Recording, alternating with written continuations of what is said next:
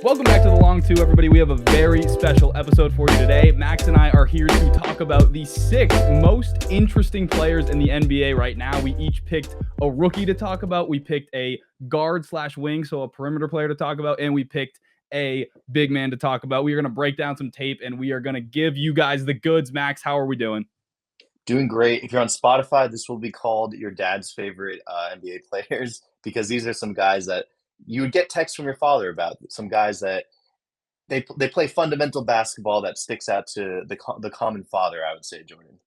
Yeah, I mean, it's really just because we wanted to give Max the title that he wanted, and so we compromised Yeah, with I Max really wanted it having. to be that title, and Jordan said that's not YouTube friendly, so had to compromise. So the Spotify and podcast people, you will be seeing this as your dad's favorite NBA players. But yeah, without further ado, let's get into it. We, like Jordan said, we each picked a rookie to talk about. We each picked a wing/guard, and then we each picked a big to talk about so far. These are guys that have kind of stood out to us over the season. And I wanted to start with VJ Edgecombe, Jordan, the rookie for the Sixers here. I know he has struggled recently, but I really want to talk about him because he has been a lot better than what I thought he was going to be. Now, I thought he was going to be good coming into it, obviously, but he has this more refined offensive game than what I was sort of expecting seeing him come out of Baylor. And I guess you could see that with the first clip here. So you're going to see him at first. He's going to take BI off the dribble here. I'm going to use his quick first step. Can you pause it?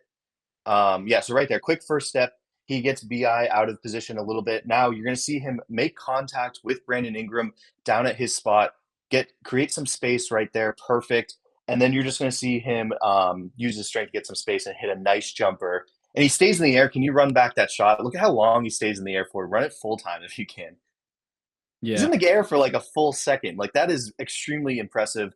But that's something that I wasn't sure if I was going to see that coming out of Baylor. I know we saw that in spurts here, but to see him, with this refined offensive game has been really a pleasure. And you're going to see in the next clip here, yeah, just hanging in the air against Orlando. So he's going to get Pazit Anthony Black on the switch.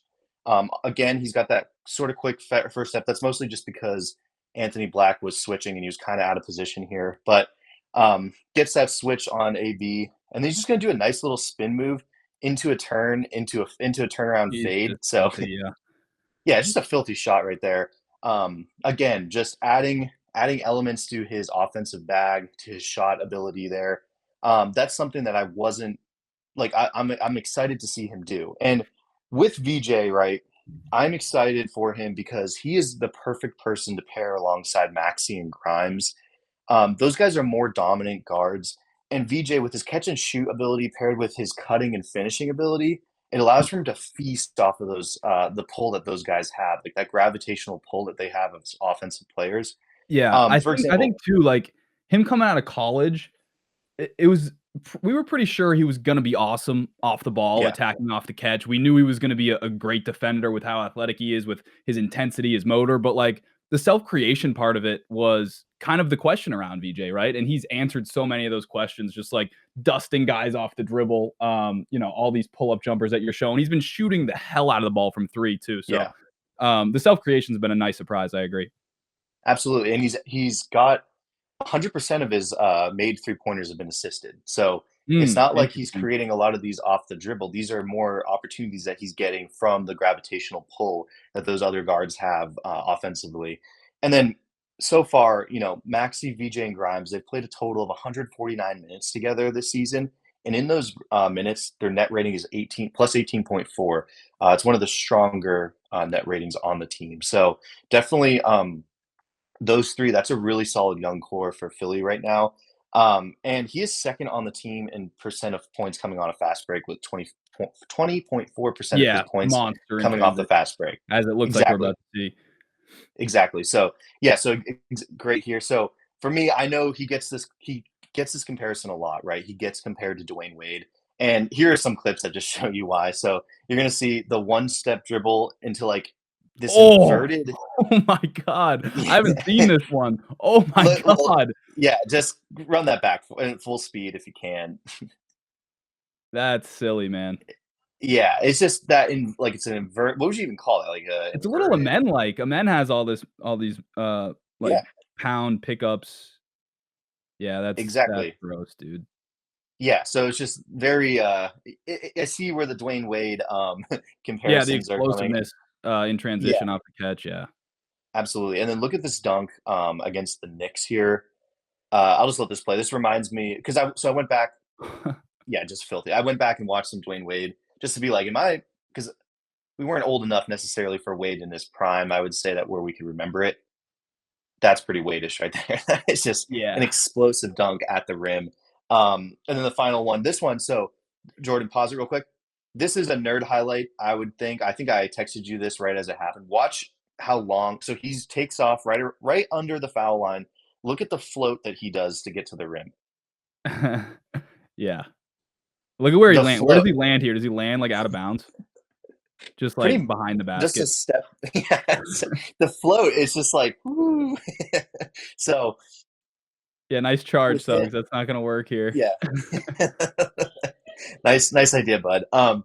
But yeah, so with this, I mean, he's got this ridiculous athleticism that is gonna, bail him out of a lot of issues that he's gonna come into in the game. And then just the fact that he's refined his offensive game a lot more than what I was expecting has made me really pleasantly surprised with him. He is going to make a living off of what Grimes and Maxi create for him. So I wanted him to stick out. Like for him, the clips you're going to pull for VJ are a little bit different, right? He's not doing a bunch of he's doing a little creation, but he's not doing a ton of creation for himself.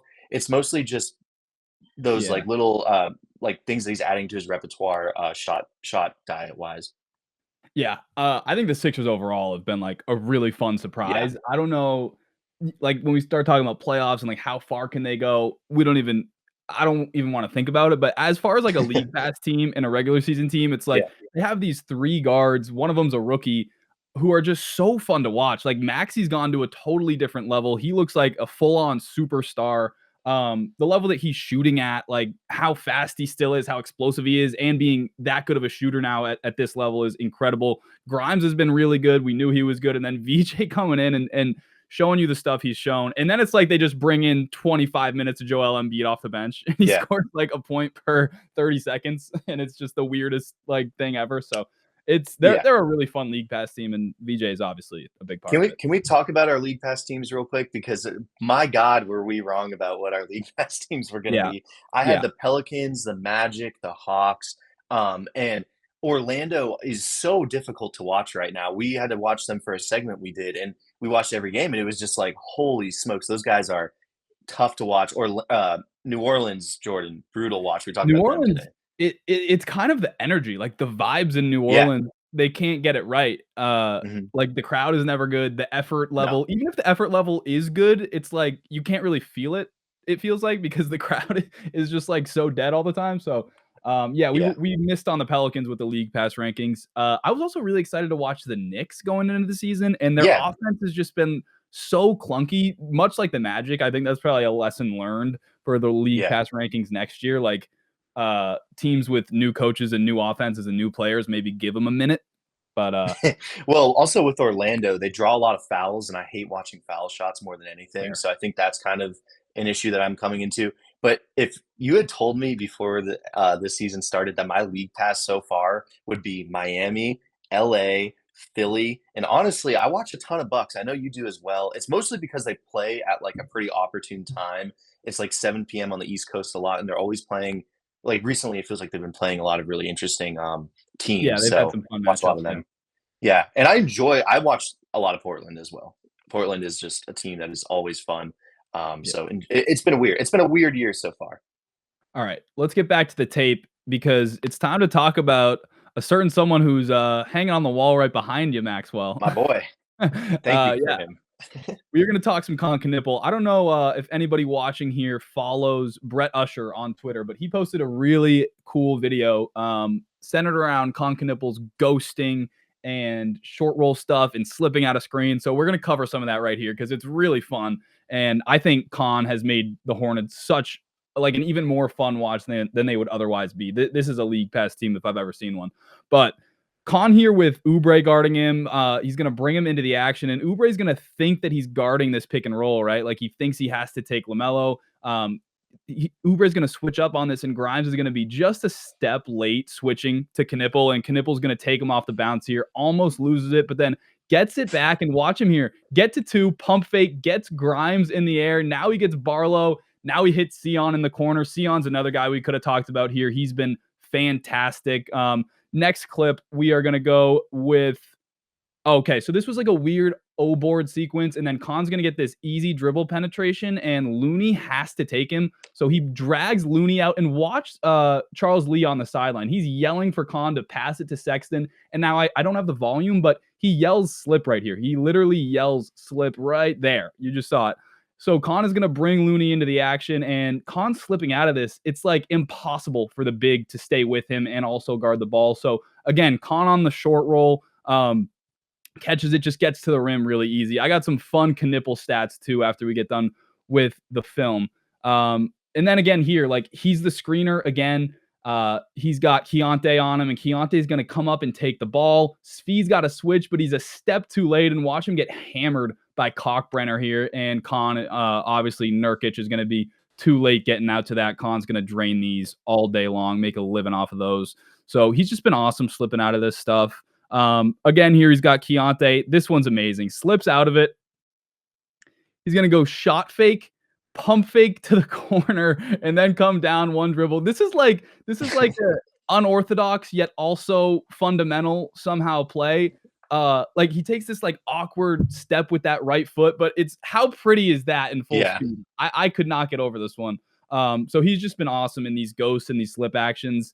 He's got such a good feel for the game that like you can really trust him as a passer. You can trust him to convert on a lot of these short rolls. And it's just weird to see, again, so this is another thing that I've noticed. Like when teams put the big on him, they're going to send Khan right into these actions, into these ghosts and slips, because it's really hard for bigs to stick with him. So again, just going to slip out of this one. He pops for 3 here, but he's going to drive it and then hit the corner. Pat Connaughton sighting for an open corner 3.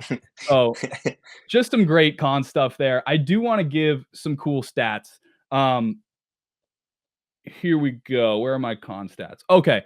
1.73 points per possession as a roll man, which is 100th percentile, Max. You know what that means? You know what 100th percentile means? That he is the best roll man per possession in the league. That's incredible. Obviously, it's not on the insane volume, but 1.73 points per possession every time Khan rolls. Think about that. Last 3 games, 23.7 points a game on 60.7 true shooting. And he's taken 10.7 threes per game, which I think is awesome. I think that's incredible to get the 3-point rate up and the volume up. So I've loved watching Khan this year. What stuck out to you from that little film breakdown? Well, you mentioned the word fundamental a lot. I think that's why he would be a fan favorite of a lot of the fathers in the audience here, because my God, is that guy fundamental? And I saw a tweet. It was like, or excuse me, an X. Is that what you would call it? A post that basically was saying like Khan Knippel is what happens when you're never the most athletic guy in the gym. He's just using his brain more than anyone else on the floor. And he's really just a technician, right? Like he has the ability to just be a really intelligent player and work to his strengths, which I love. I love seeing what they're doing in Charlotte and just seeing everything that he does, because he just plays the game the right way. And he is so beneficial and additive to this Hornets team for sure.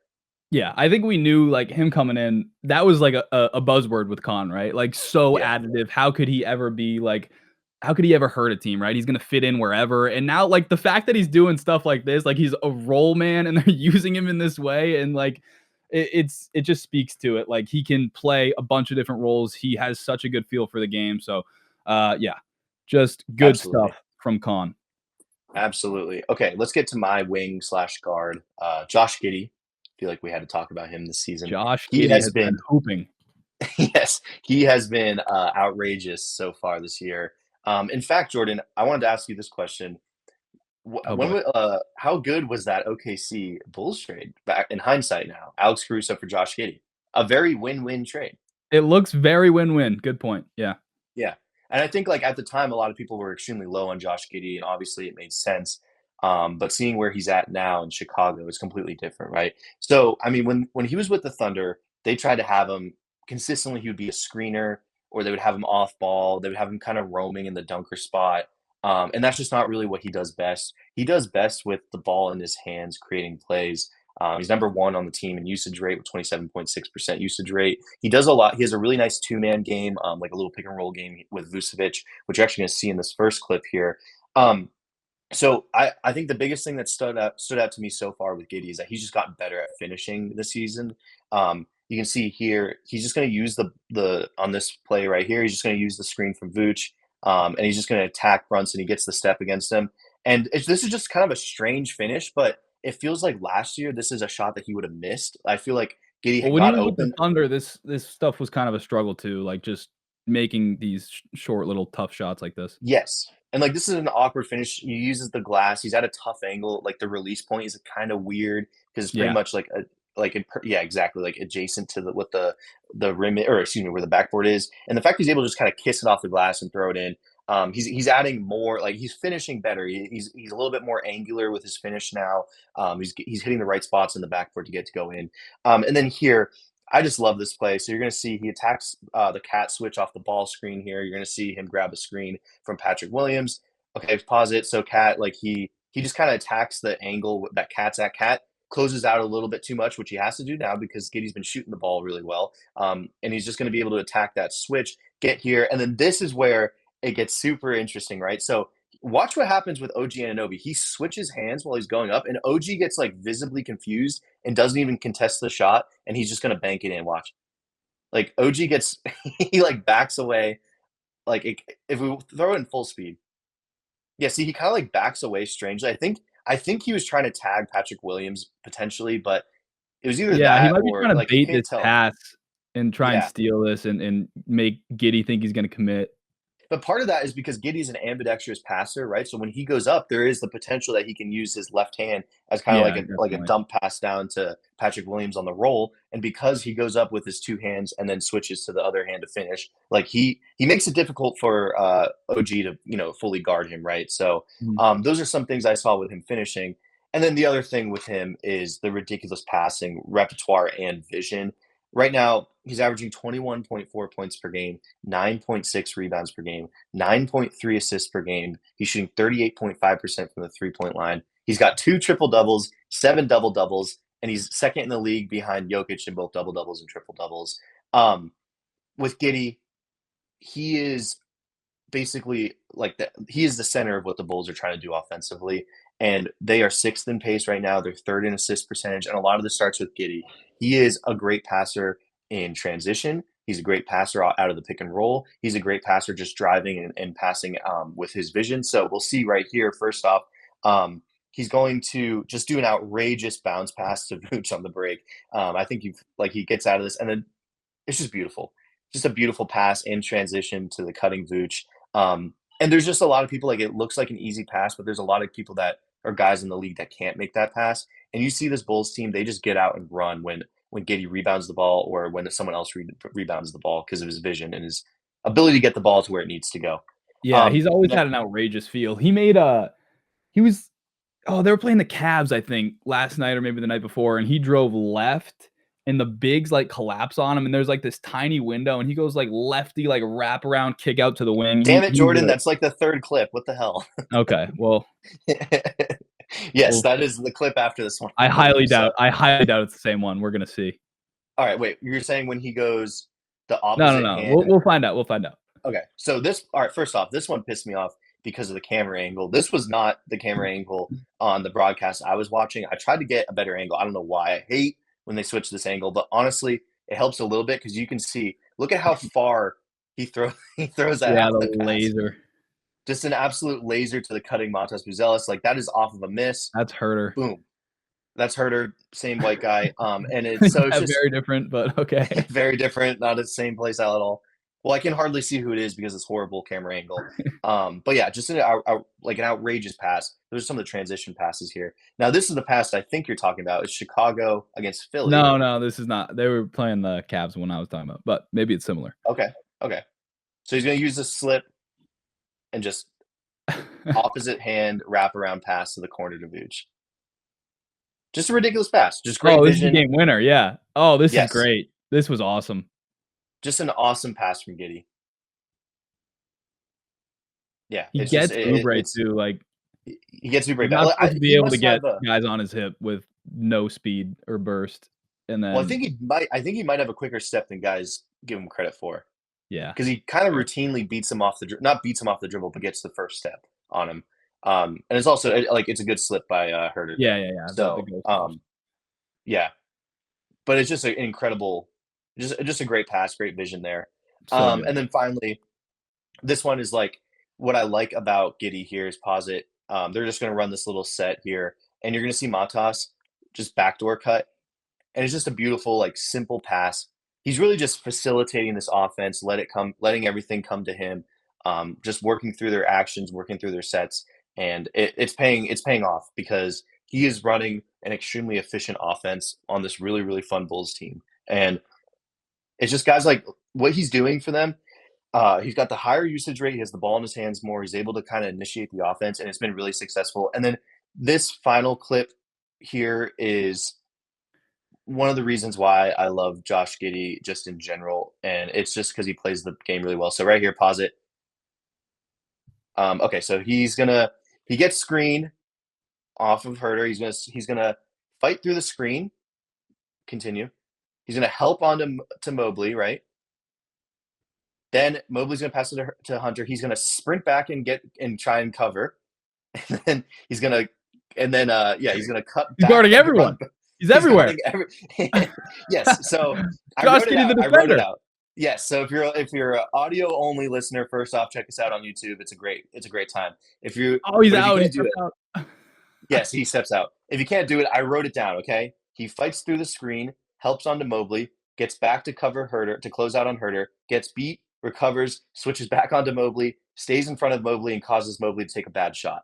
All in like just like a 10-second sequence here. He basically covers every action that the Cavaliers play. It is just a ridiculous.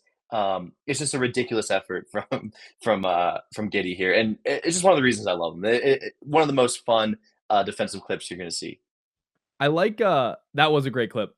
This oh god, no. This clip right here reminds me of like all the Slob Wizard stuff.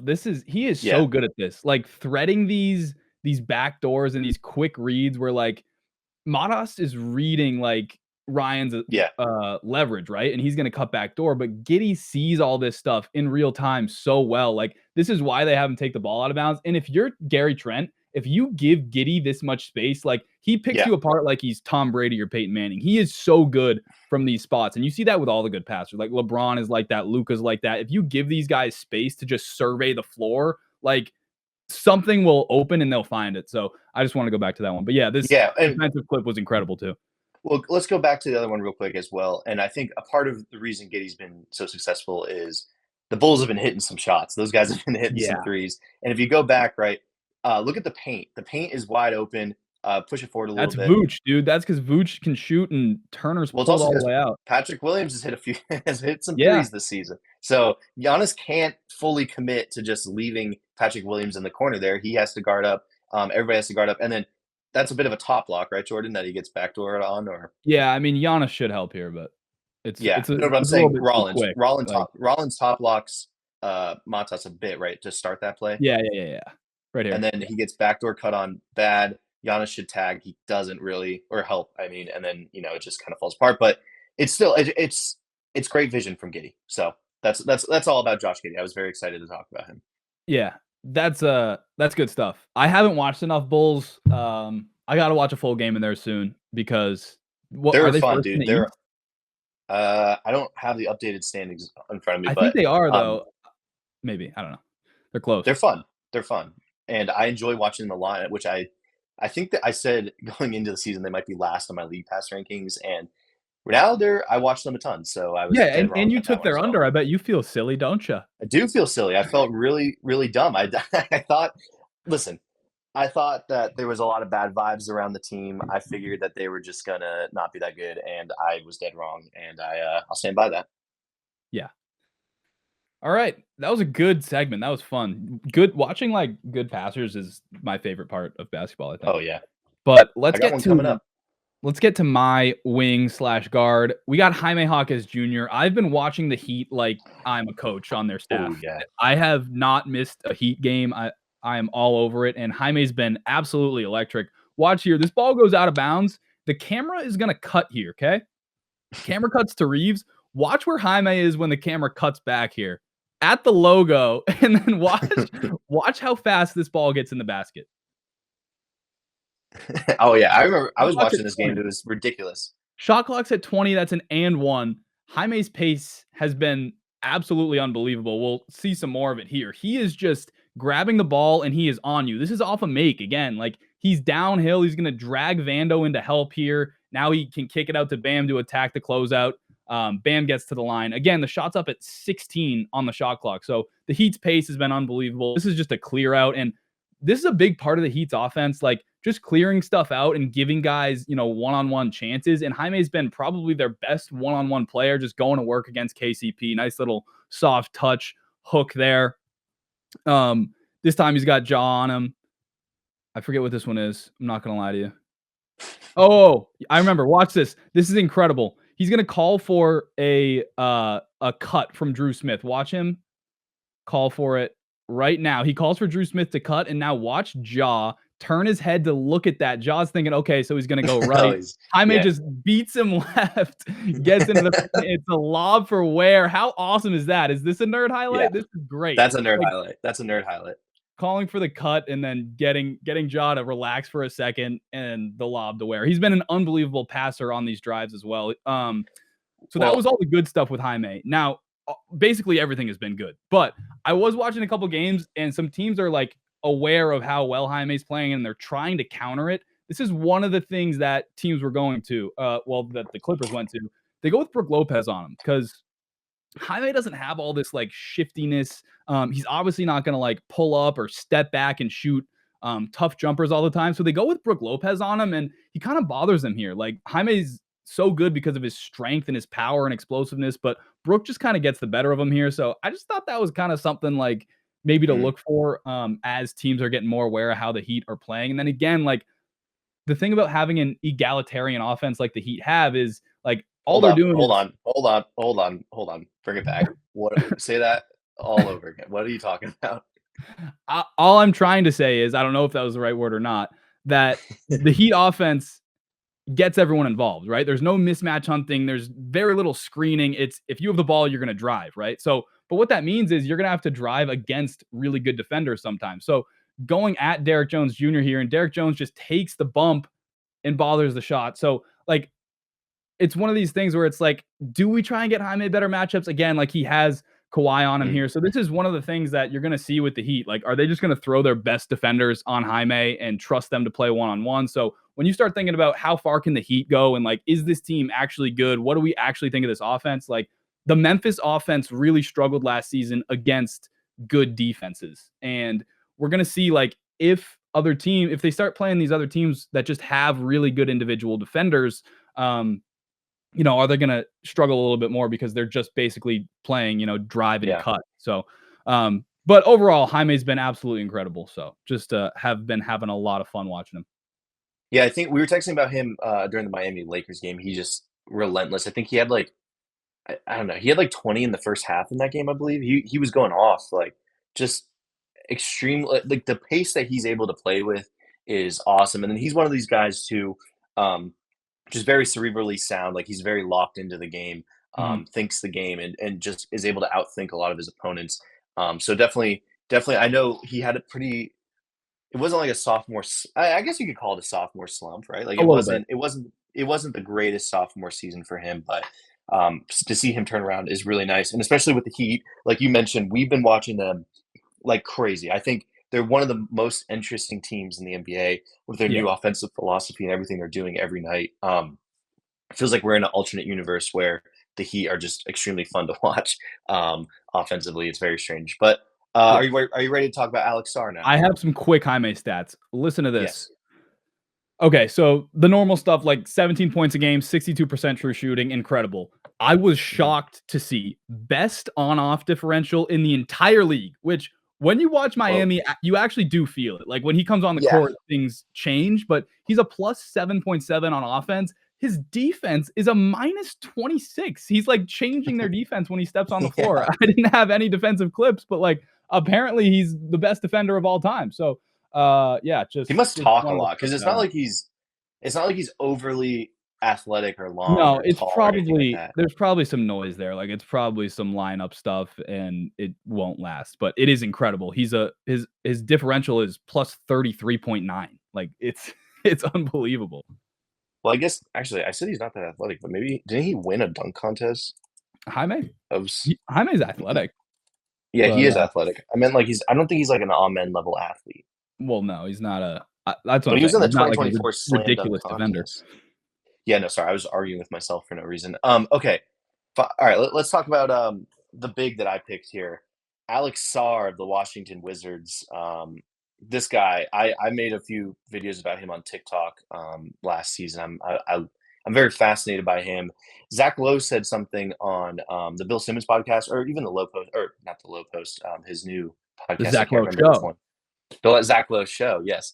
He said Alex Sarr does, and this was before the start of the season, he said Alex Sarr does like 75% of things awesome, and then the last 25% of things he'll miss the layup, or he'll miss the shot, or turn the ball over. It feels like this year it's getting close to he's putting it all together and he's doing 100% of everything right. So with him, he is scoring the basketball really well. He's averaging 18.9 points per game, 7.7 rebounds, 4 assists, 3.3 stocks. He has a 54.5% score frequency. So when he has a ball in his hands, he's scoring more than he's not scoring. So for this, like the first thing that stood out to me, having watched him consistently, is some of these shots that he's taking and making, especially initiating in the post, right? So you're going to see he gets the ball here. He's going to take Mobley off the dribble, just kind of starts with a little spin, just and then just kind of moves into a turnaround fadeaway. Like he loves that shot. Tough. Yeah, he's hit a bunch of these. He's hit a bunch of these tough ones. Yeah, and he's 7'2", so there's that. Like it's almost, I don't want to say it, but there's some particular guy in there that another guy who is not listed at 7'2", but is definitely closer to 7'2". He may play for the Houston Rockets, and I know anyone that takes a turnaround fadeaway like that gets compared to that. But it's like there is some aspects of that footwork in there with Sarr. And then the next one here, this is what I like to see. When he came into the league, he was a little bit skinny, right? He needed to add some muscle to his frame. Clearly, he's done that. He's got a little bit bigger. You're going to see him bump Allen, right? Who's a very strong guy. And then it's just sort of like a pump fake footwork. Spin. Yeah, it's just footwork. It's kind of like a little pump. And then it's just like added scoring polish. You're right, that he just hasn't had. Like this is a new Alex Sarr. We were not seeing this stuff last year. Or we were seeing like parts of that like we would see the first two sentences in that like movement phrase, but he's not fully like doing what he's doing now, right? Or maybe he would turn the ball over last year, but this year he's taking that shot and he's making that shot. And then this one, right, he takes Miles off the dribble and he's just going to get to his spot, initiate some contact again, bounce off, and just go into a little spin move into a layup. And it's adding that strength, it's adding that confidence that I'm loving seeing from him, right? Just look at this little like mini like extra pivot. This is awesome. That one right there, like that's the killer that gets Miles and then he's gone. That's awesome. Because it's not one fluid pivot, right? He does 3/4 of it and then stops kind of at like 12 o'clock. Right there. You think he had some Hakeem offseason work that we didn't hear about? Yeah. Was he just not posting about it? Yeah. Oh, I think that's usually when it actually counts, is if you don't post about it. Yeah. But yeah, right there, stops at 12 and then does the full rotation, and it just gets him out of range here. And then this one, just quick first step right here. Hold on, you gotta let the play initiate a little bit. So you're gonna get the quick first step right there. Just use cockroach. He does it so fast you can't even explain it in time. But after he turns, he's going to get to his spot, kind of do, I guess, like an inverted up and under, I guess you would call that. What move would you call that? It's just a little turnaround. Yeah. Fade. Like he loves these fades and he's getting so confident with them when they're going in. Like it's really cool. Yeah. And then the biggest thing for me, so what I've noticed is they're initiating a ton of offense with Sarr. Well, they're running a lot of offense through Sarr. I mean, Mhm.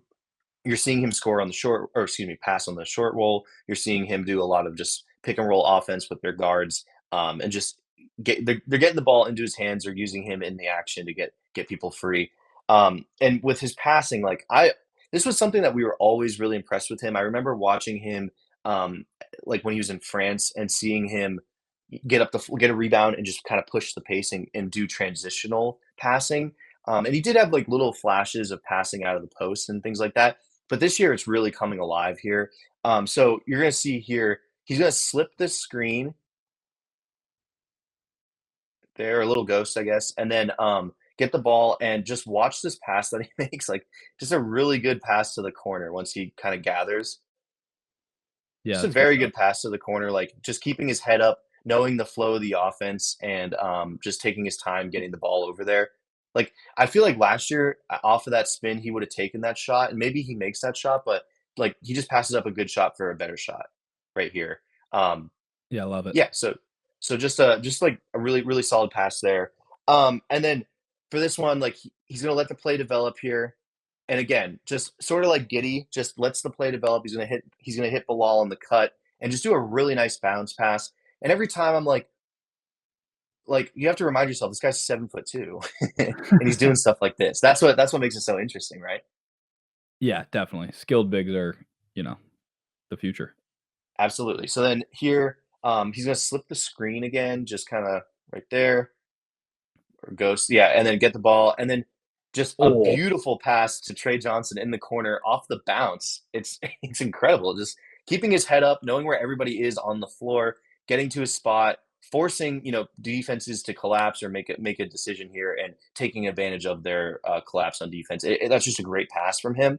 yeah, Um, he's looking him off here too. I also do think, like, your point about him turning it over, this is one, like, Bridges is swatting at it, he's protecting the ball, yeah, and he's looking up here to whoever just passed it, and then he's gonna look at Middleton, but he's gonna throw it to the corner, like, that's getting to be some high level stuff. That's very cool. absolutely. And they just, like I said, they use him, they run a ton of screens, and he's just always involved in that action, whether it's as the screen man, as or even as the ball handler in some of those. And it's fascinating to see what he's able to do, because when he elevates his passing game, right, like that makes him an even bigger threat. So then, for example, with this one here, you're going to see, actually, this is a clip of him blocking, that I was really excited about right here. So Yeah, he's good just going to stuff. block Jared Allen. And I wanted to talk about his defense. This thing, I feel like this. I haven't really seen this anywhere. He's averaging, he's averaging 3.3 stocks. I think it's like 1.5 blocks. So actually, he's averaging 2.3 stocks. My apologies, but he's doing it on 1.4 fouls a game. That's awesome too. 1.4. That is incredible. He is not fouling as a big, which, I mean, if you got like, for example, Jaren Jackson, he's probably averaging what, 5 fouls a game. It Dude, feels like he Cat's fouls gotta out in be the third averaging, like, quarter. Cats 5.8. out there. Keyshawn George is averaging 5 fouls a game, I'm pretty sure. And for your big man who has a potential to be one of the better rim protectors in the league, um, to average that many blocks. He's registered 2+ blocks in 9 straight games, which marks the longest current streak in the NBA currently. So Mm, he's doing really really impressive block, like, things defensively. And what I'm liking from him is that we're starting to see him really be this rim protector. Right, he added a little bit of muscle to that frame. He's able to kind of bang down low, take some you know take a pounding, and able to block the offensive player there. So first, we'll see. Go ahead and play that. that's just incredible. That's just incredible movement skills. He's turned all the way around. Look at this. I'm gonna Yeah, freeze it when he's turned. yeah, just completely out of position, and just meets him at the spot, So and is awesome. able to just kind of fix it and just send it out of bounds. So These guys are awesome such there. freaks, dude, like, Yeah, it's ridiculous. unreal. It's amazing. It's unreal. And then here you're gonna see this one's awesome. So he is out of position again. Well, he comes over to help on this. He's gonna leave Hartenstein, but he's gonna affect this shade drive right here, play it through. Mm, Like, he affects it, but he rebounds himself and then just goes and blocks Hartenstein's shot. Like, it's yeah, that's ridiculous. incredible. It's That's what so you want good. right there. That is what you want in a rim protector, like a guy that is athletic, versatile, mobile. He has a good second jump. That was a second and a third jump, I think. Um, Like just Again, as a not team. fouling, like straight up right Yes. here as Hartenstein's like gathering, and then he can go up and get this. It's so good. Yes. And he's not fouling Shea too, which is Yeah. very difficult to do. So, Yeah, very, very hard. yes, very, very hard. So extremely excited about what we're seeing from Alex Sarr, because this guy has potential to be something like with his body shape, be something really freaky. Like, what do you think a ceiling would be like for him? Ooh, I don't know. Wait, let's go back to that draft. This was Riza Shea number 1, Sarr 2. Yes, Um, Castle. Castle, Klingon went like 9th. Are I think we Klingon went 11th. okay? What? Yeah, you know what I mean.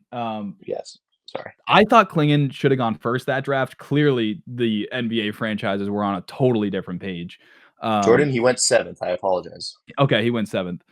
But Sarr is like, is he the best player from that draft right now? I don't know. Okay, that's a good question. So let me read through. So it's Ricochet, Sarr, Shepard, Castle, Ron Holland, your guy Salon. Is it Salon? Is Salon the best in the draft? He might be the best in the G League draft. Klingon, Rob Dillingham, Zach Eady, Cody Williams, Buzelis. I don't know Ooh, why that's a good one. so hard on that. Yeah, that's a good one. I think Buzelis is the I don't I Khalil think Ware, people are probably McCain. gonna go Castle there Yeah. because of I don't know. He Damn, just that was makes a draft with plays, AJ but Johnson. AJ Johnson. Get that guy some more Dude, run. wait, so this is their second season. Why did this I remember being live and them taking AJ Johnson and being like, so you guys need players and you take the most not NBA ready player That in the was the first Bucks, round. though. The That's what Bucks I'm saying. drafted him. Yeah. I know, that's what I'm saying. They needed players because they were so old and they needed guys that could plug and play. And this is like Isaiah Collier goes after, Terrence Shannon Jr. goes after, Dylan Jones, Keyshawn George goes after, Kyle Filipowski, like Kolek, They Furphy, all went after AJ um, Johnson? AJ Mitchell went to 38th. Damn, dude. That's a prestige gem. Dude, AJ Mitchell got drafted by the Knicks at 38th, or Knicks 38th, and then Keyshawn George got drafted to the Knicks 24th, and they traded both picks. That's tough. But yeah, so I guess like if you to kind of bring it all the way back, I would say I think it's Matas 1, and then maybe Steph 2, Sarr 3. Yeah, I love the point is Ricochet. he's in that conversation, which is Yeah, good. Like, this is if you're a absolutely. Wizards fan, you're really happy to see some development from him, so. Yeah. I said he got drafted out of Perth. I could have sworn he was French. I guess I'm wrong about that. Wherever You I was don't know watching him anything, dude. internationally. Yeah, apparently I didn't watch him internationally. I definitely remember watching his tape, but nonetheless, yeah, Sarr. But in terms of upside, Jordan, like, what do you think? Because I have a name in mind, and I want to see if you Say the name. are I on. I haven't watched enough Wizards to have a full opinion on it. He's not exactly like the same sort of. Oh, you're gonna say something outrageous. Build. Yes. Yeah, because this guy shoots better than he does, and I don't know if he'll ever have this shot, but it kind of is a little Evan Mobley. Yeah. Evan Mobley. Mobley's like a next level defender though. Like Sarr is No, fun, that's what I'm saying. good, Like but upside of Sarr. I'm not saying right now. I'm saying yeah. Mobley's just a what he could special be. like mover, I and at understand, that size, like the fluidity, the bounce, the strength. But I but get like that idea of like a defensive anchor who can also make yes, shots and be a scoring option. I definitely see that. it's also This is year 2 now, right? Yeah. Or year 3? Year 2. So it's a lot of time to get there. I'm saying I think that's something that we could be getting to. I could be off kilter. I could be completely off base. I know people love Evan Mobley. I love Evan Mobley, but I feel like that's something there with the body type reminds me of him. Yeah. And those turnaround jumpers, those turnaround fade jumpers, those kind of remind me of that as well. All right. So now that I've Fair compared enough. him to KD and Mobley, let's fucking I think I've lost all credibility here, guys. Kind of went negative on Sarr there. Sorry about that, guys. I wish. Good thing it's live. There's only 4 people. We'll be all right. Yeah, we're good. Yeah, let's talk about a guy with literally no ceiling, Victor Wembanyama. These last 4 games, people, have been a struggle. Since that Suns game, Jordan Ott coming out with a game plan, putting the wings and the guards on him, switching everything, not letting him touch the ball. He's been really struggling these last 4 games. He's averaging only 3 assists to 5 turnovers, and shooting 48.2% true shooting. The Spurs are 2-2 in the last 4. So we're going to get into some good, some bad with Wemby. We'll start with some rough stuff, right? So again, this is the game plan against Wemby. Like in the Houston game, it's Okogie. Okogie is going to push this all the way out to the logo. And then think about like what it means to have a small guy on him, right? If this is, say, Steven Adams, if it's Kevon Looney, are they pressuring out here? No, right? They're sitting back at like just in front of the 3-point line. But Okogie can pressure, and he's gonna, Wemby's really struggled to take care of the ball against all these active hands and these small guys, these strong guys. So, like it's a bunch of this stuff is just stuff that Wemby needs to work on. Again, he's gonna get met like as soon as he crosses half court. Wemby is not used to getting met like this, I promise you. And this stuff has just bothered him. Now he's gonna get the switch here, and he's going to get the Şengün matchup. They get him the catch that they want right around the elbow. But now this is another part of his game that you're going to need to see some improvement on. KD is lurking over, but Wemby is just going to think like, I haven't touched the ball. I haven't scored enough. I got to get to the rim against these guys. And it's not until like right here that he's like, oh shit, I got to bail out of this. And then KD makes a great play to get his hand up and take that pass away. But like, this is the development, right? Like, in the future, I promise you, Wemby is going to see KD here, and he's not going to think score. He's going to turn this dribble into like a fake drive, right? Just to lure KD over just enough. And that ball's going to be out right now. It's going to be in Barnes's hands. So, again, this is stuff that's leading to the turnovers, like these late doubles, these quick doubles. And KD, obviously, great play there. Like, not everybody's going to be able to get a hand on that.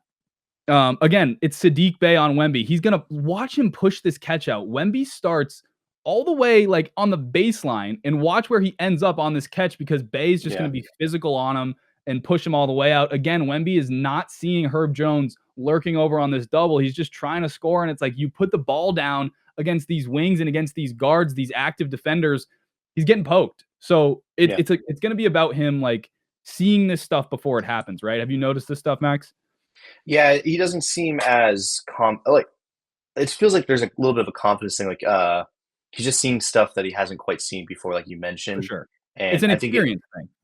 Yeah, absolutely. And it's like this is stuff that he will get better. Like I'm very confident in him as a player, and he's got like a freak brain. He's going to be able to download this information and make changes and be better from it. But from right now, like that is starting to affect him. Like definitely affecting him for sure. Yeah. So we saw some of the turnovers. Again, this is a great catch. Like this is exactly where you want to get Wemby the ball. But again, this double is going to come, and this time like Wemby sees it, but watch how quick he picks up his dribble here. And then he just like, from this position, what are you going to do? He ends up in a like falling away, fade away. Like this is where we're going to start to see some scoring polish development, right? Like you got to find a way to have Saddiq Bey on you. You have to find a way to score this ball. Or like if you want to kick this out to Castle, sure, it's the easy pass. But we're not going to be wanting these falling fadeaway runners contested, right? I promise we will get to some good stuff. You might get canceled, dude. No. I love Wemby. I'm down on the Wemby. Wemby guy. No. Everybody's the Wemby guy. But did you call it? Did you call the 7'6" unicorn being good? Dude, I was way early on Wemby. Who tweeted that? There was it like Michael Irving or something tweeted? He's like, I told you motherfuckers Wemby was gonna be good. And someone quote tweeted it and was like, yeah, the 7'6" guy that hits threes and dribbles and dunks on everybody. Go figure. That's crazy. Yeah, no. Very seen that. Savant. Absolute basketball genius. Okay, here is some good stuff. So he's gonna get Şengün this time. Like Amen comes to double, and this ball is gonna be out. And just watch like the ball movement sequence from the Spurs. So I think as more and more of this stuff happens, as he reads these doubles and gets it out, and they start to make shots, like he's gonna start to trust his teammates more.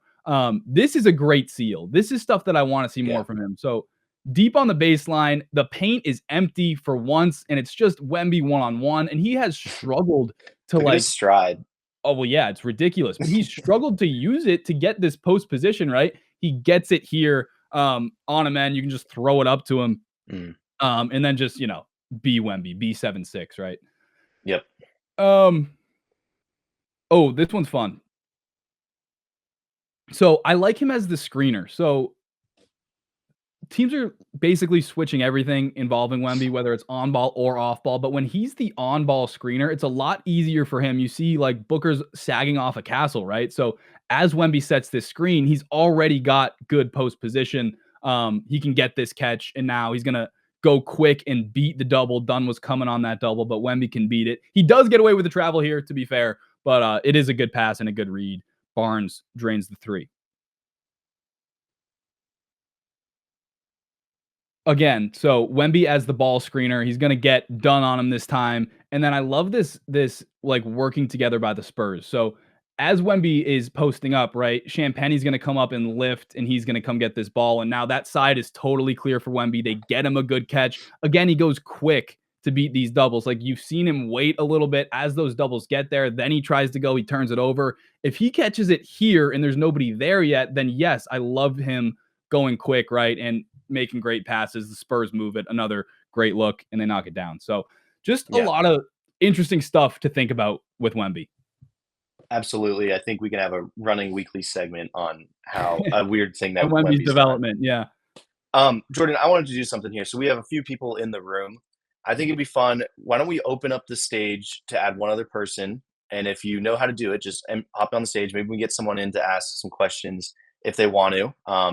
If you don't have to, we can let it sit for like 30 seconds, and if someone hops in, we can, and we can kind of answer any questions you may have. Probably for Jordan, because he's the hot shot over here. So he's anybody have any hot takes? Yes. Let's listen to some hot takes. If you guys have any hot takes, either put them in the chat or hop into the stage if you can, and we can kind of discuss here.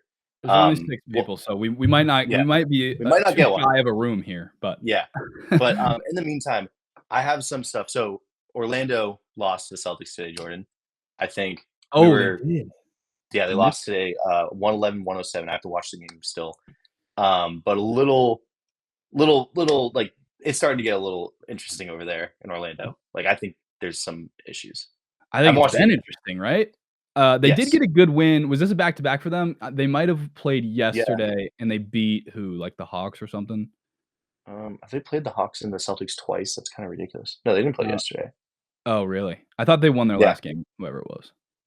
No, they might have won. Yeah, they beat the Celtics. Well, yeah, they beat the Celtics. That's right. Yep. Yeah. Any hot takes, anybody? No? I got more if we can.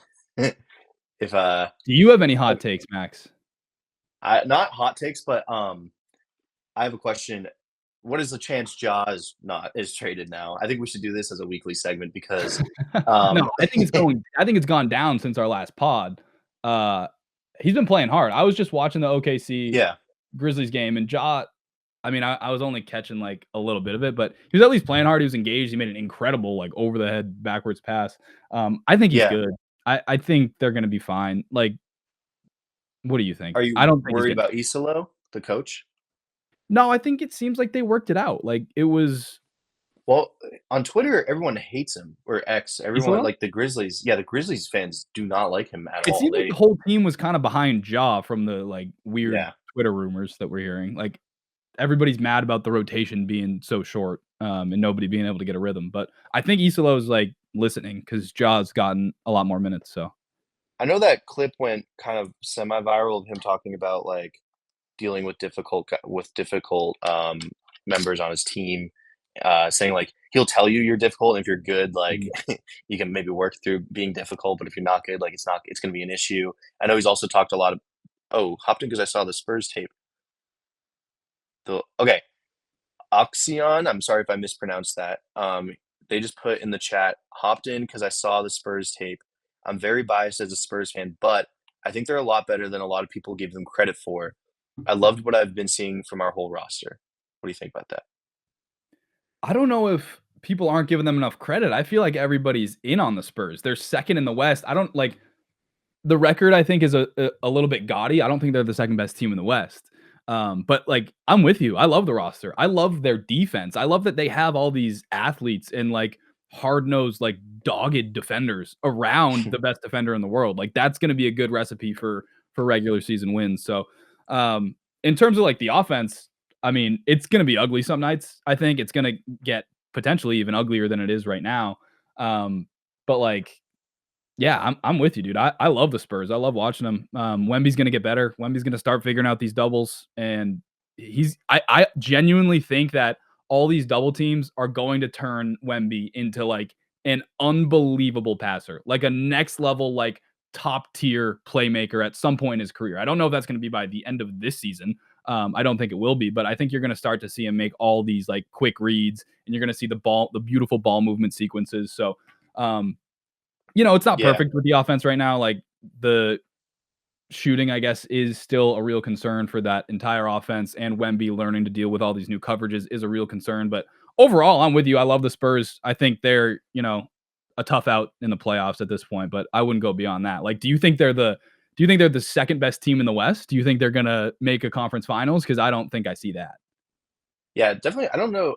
I don't see the second best team in the West, but I don't know if that's what he's saying. But yeah, I mean, like it's still Thunder. I would still have the Nuggets. I know the Nuggets have been. Have you watched a lot of them, Jordan? Sorry, Of the watching Nuggets? sip. Yeah.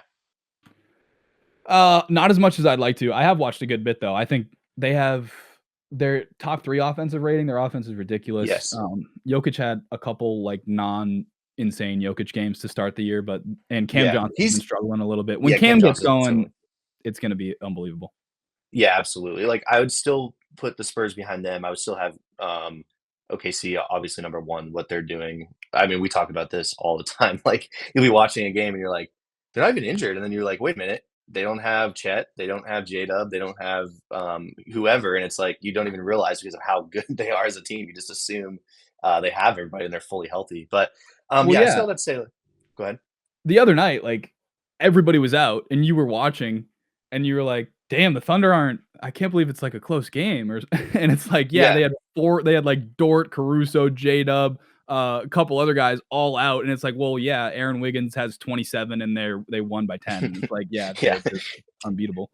Yeah, and AJ Mitchell is just ridiculous, and everything's going crazy. So, yeah, I don't know. The Spurs are gonna be interesting. I think like I'm really excited to see how they work De'Aaron Fox into it too, or back into it, I guess.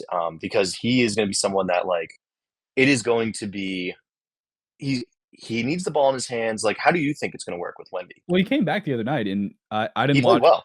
Yeah, he played well. It looked like he had a really good stretch there. I didn't get a chance to watch it, but I mean, now Harper's out, so like Yeah, it's still like we're not gonna fully answer the question of what it looks like with the 3 guards. I personally like De'Aaron Fox was doing the press conference and they kind of asked him something, and he was like, "Yeah, well, I'm really good at basketball, so like I kind of just do that, you know."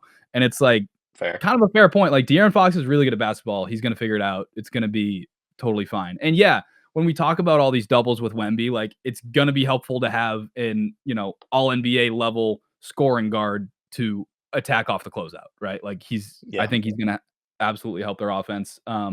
Hopefully he stays healthy, right? Yeah, I mean, that's the scary thing, right? And I think, learning about him, Windhorst did like a really good piece on him a few years ago, talking about how he like stayed with Wemby in France for a while and the way they just kind of describing the way he takes care of his body and everything. I really hope he's gonna be taking care of himself, and I think he's gonna be uh, generationally good and just be healthy. So that's what I'm worried about, or not worried about. I think he's gonna be all right. Um, this is for my friend Derek. I don't. He's probably gonna be listening to this later. Huge Mavericks fan. Have you watched any Mavs? Not a fan. Okay, wait, hold on. Mr. TD just put in the chat. He's not a fan of the Wemby Fox combo. I'd What are like your to hear thoughts some on that? elaboration, but Yeah.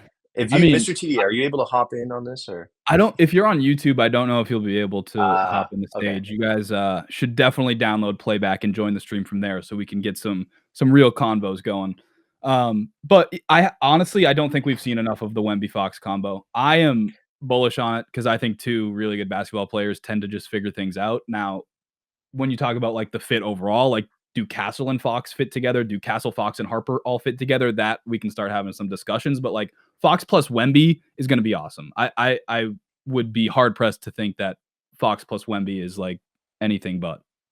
Um, did you ever see that thing where they were worried about the fact that I guess Fox is since he's left-handed and Wemby does a lot of like left-handed dunking, there's something wrong with it. They were worried about the Dude, pick what are and we roll game talking with about? I think I know, and you're Harper's gonna lefty be too, okay. so it'd be like the same thing. But Also, maybe that's what Mr. through the T was alluding to. first whatever how many games the Spurs have played, Wemby has been missed by his teammates more than Oh, any 7'6" human being has ever been dude, missed. Like it's he's slightly better like than last this year, wide but open in it's the paint, and guys don't see him. Obviously, that clip goes viral of Harper missing him on the lob. yeah. It's not a big deal, one clip, but like they actually have not been hitting him. So like if De'Aaron Fox comes in and just throws him a couple lobs, like it's gonna look even better because nobody's been able to connect with him at all.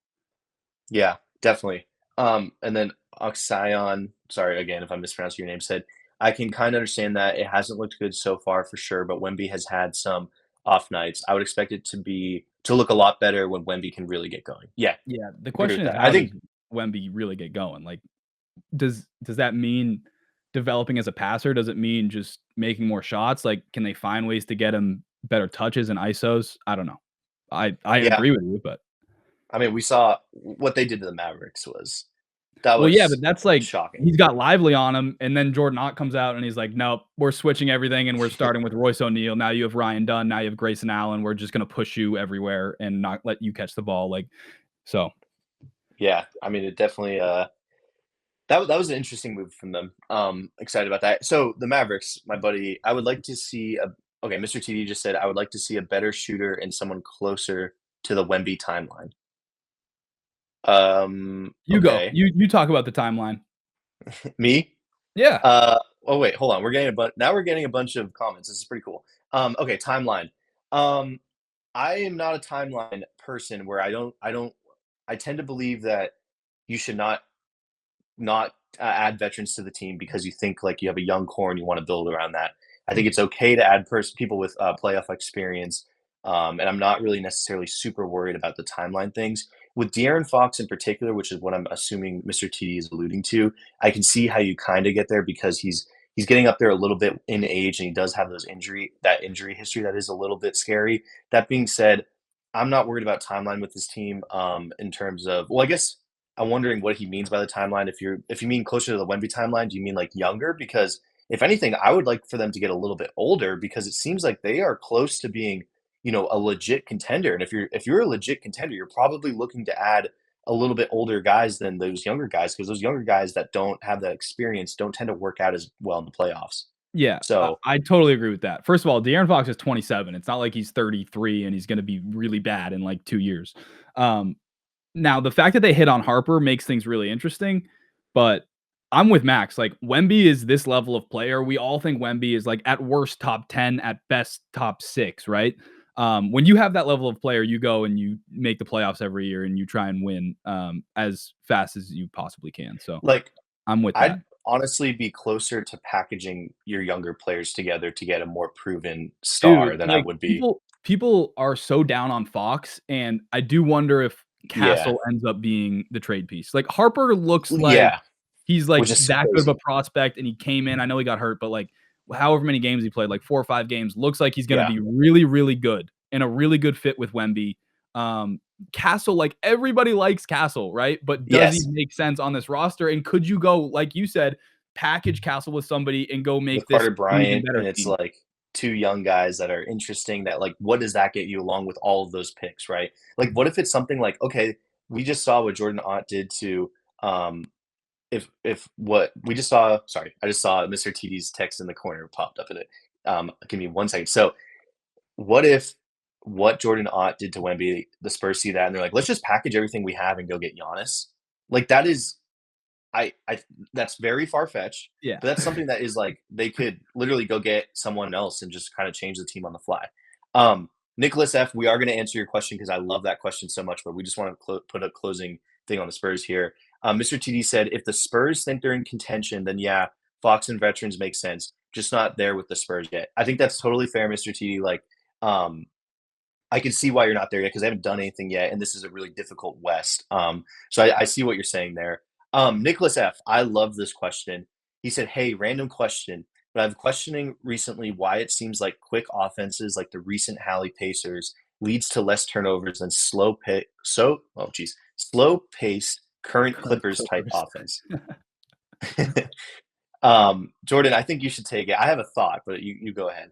I don't think anyone was saying to trade Wemby, Oxion, just to be clear. No, we would not be trading Wemby. Sorry, I didn't. Maybe I didn't make that clear. I meant trading a bunch of assets to get Giannis to pair alongside Wemby. We would not be trading Wemby. You do not trade Wemby. That would be worse than trading Luka. Do not. That is not what I said. Please do not click that. To the Nicholas F question, I would be curious, first of all, if there's any data to back that up, because it is interesting. Yeah. But let's try and go through the thought process of why it would be true. Well, my guess is when the defense is set longer, and then you can kind of react to the different actions that are happening. Whereas when you're in a fast break or fast pace offense, you're working on using your speed to get people out of position, and you're kind of attacking those, those differences when you're out of position would be my guess. But what do you think, Jordan? No, I think that's fair. But then again, like, okay, so the Celtics are a classically slow-paced team. Oh, They have the lowest turnovers in the league right now, so that's interesting. yeah. Thunder have the second lowest, and then if we go to the highest, like the Blazers are top 4 in turnovers. The Wizards are the highest. The Rockets, Jazz, Blazers, Lakers, Hornets, Clippers. See, this is interesting. Like Miami is way down, looks like right around average, and they're way ahead in pace. So I don't know if there's really any full correlation there. I would love to dig deeper into that, but I do think like fast-paced offenses as a whole are just going to get more and more popular. Yeah, because like what Max said, if you're getting into actions quicker, you're getting shots up quicker, you're not, making as many passes, you're not having to deal with the ball pressure for as long, right? You're just getting up and down. So it's a good thought. Yeah, I like that thought for sure. Mr. TD said quicker shots equals less turnovers too. Yeah. Sort of along the lines of what we're saying. Just bro science. Bro science. Yeah, definitely bro science. Yeah, layups are easier too, things like that. Jordan, have you watched any Raptors? Have I watched any Raptors? Yes, I have, but again, What are your we were thoughts? texting about this earlier. Like, I know the Miami Heat, like I'm on the staff. Yes. And I know like the Bucks, I know the Rockets. I've watched so much some of these teams. The Raptors I've probably watched maybe 1 or 2 games like a week ago. But why? I'm into them. I don't know what it is. Like I like watching League the pass team. ranking? Are they top 5? They're not top 5. I would say they're like I don't know. I The think they're like Raptors 8 are or not a 9. Max Lebelzik team. That's I shocking. know. That's why it's weird that I Island of like them. misfit But toys. dude, they're very fun. Like I like I'm really into the Scotty Barnes experience this year, which is weird because I've been one to be kind of lower on him. Hmm. But I'm liking what they're doing there. And then I mean Barrett drives me nuts. I always really liked Quick watching Brandon RJ Ingram. shot. Barrett does drive me. RJ's one of those guys where you look up and he has 25 points and you're like, I don't remember a single shot that he hit. And so I don't know. He's always true. Transition, yeah, a lot of transitional shots, a lot of back cutting, things like that. Hot take or not from Mr. TD. Hawks are better without Trey. Without Trey, they have better ball movement and defense. The defense is ridiculous. The defense is so good. Wait, Some of the lineups they put out are unreal. It's just all the uh, long, athletic, huge guys. Steph might go for real. Me Steph too. might go for real. Yeah, he's pretty fucking awesome. I think he's definitely I don't disagree. In terms of the Trey Young, better without him. Oh, dude, it's difficult, right? Because See their defensively, yeah, their offensive stuff, like they kind of need him initiating. They do, because like Dyson just isn't there yet. Like I would like to see him take that step where he can kind of take the full load of an offense as a facilitator and kind of really get everyone up and running. And I've seen Jalen Johnson make some good strides in that. But So they are in the last 4 games. I don't know if that's exactly how many Trey has missed, but they are 20th in offensive rating, and they are 13th in net rating, which means their defense is 6th without Trey. So that kind of checks. Yeah, it's that does check. I texted you. I love the Dyson, Ricochet, Jalen Johnson, Kristaps, and lineup. Yeah, just and then incredible. And then they can just sub in like Okongwu or like Yeah. I don't know, whoever else. But yeah. Yeah. They can put together some defensive lineups. Dyson's been fucking unbelievable. Like every time I defensively, watch the Hawks, Dyson has a steal. Every single He's time. insane. But the Hawks are really tough. Yeah. I think it's an interesting take. Like It's going to be interesting, right? Because Trey is his contract's up this year, and I believe he's unrestricted. So that's where it gets interesting. Like, I don't know where you would see him going. Like, it's tough, right? Because he's Get him kind on of the a Wolves, very man.